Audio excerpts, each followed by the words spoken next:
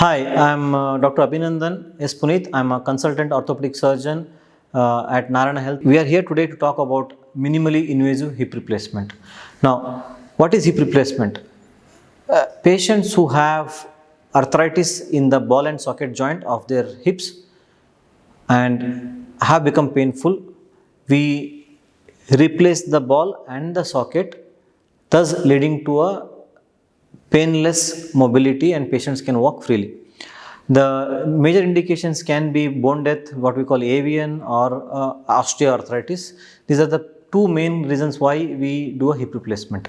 Now, here we are to talk about minimally invasive hip replacement called direct anterior hip replacement.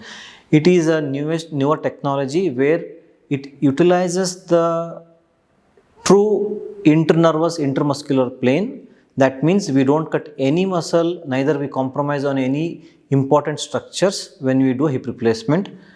So we approach the hip joint without damaging any of your muscles. In the incision also is smaller, and we can perform the total hip replacement within safety limits using a latest technology. The advantages for the patient is small scar. It is minimally invasive, less muscle damage.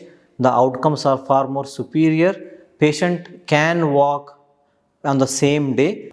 So simply means that it is so less invasive that patients are most of the time comfortable. Hence, even they can undergo major surgery such as a direct anterior hip replacement.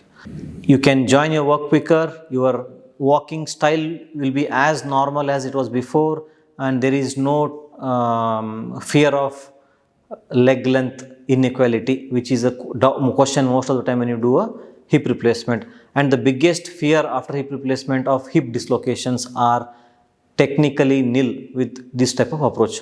So overall, direct anterior hip replacement is more safer and a better approach compared to a posterior hip replacement.